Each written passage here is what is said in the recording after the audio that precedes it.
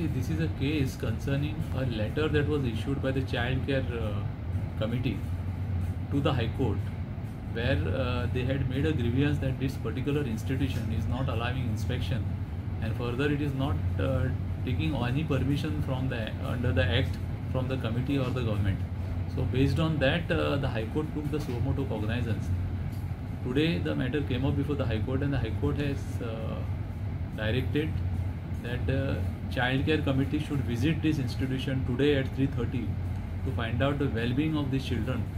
and as far as this institution and the child institution where these children are kept, that institution has to be checked for the purpose of safety as well as for the purpose of finding out the facilities which are there in this institution. So that inspection will take up at 3:30 today. The committee will visit this institution and submit a report to the High Court day after tomorrow, and at 10:30 the court will take up this matter and further orders will be passed. So as of today and as of now, the order is that the Child Care Committee should visit this institution forthwith, that is at 3:30, and find out the well-being of the children, and